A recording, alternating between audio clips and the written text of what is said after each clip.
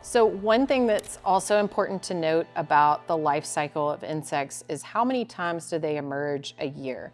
We have several species that have the ability to speed their life cycle up based on water temperature and air temperature and emerge many times throughout the year.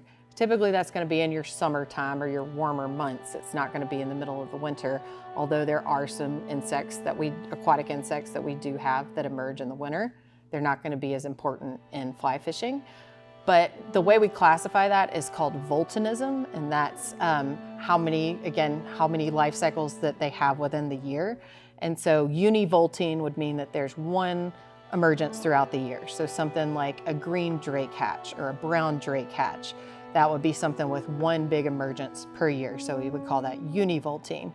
Something that's bivoltine would have two emergences per year. So we have a couple of different insects that can do that. We have things that are semivoltine. That means it takes them multiple years to emerge. And so that would be an example. That would be like your salmon fly that takes 3 to 4 years to emerge.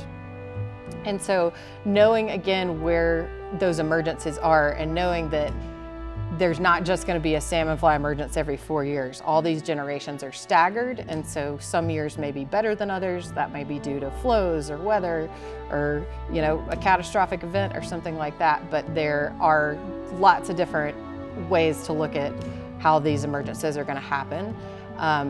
It's all a math problem when it boils down to it. It's called degree days, and you can look up the math problem for that, but you can plug it all in.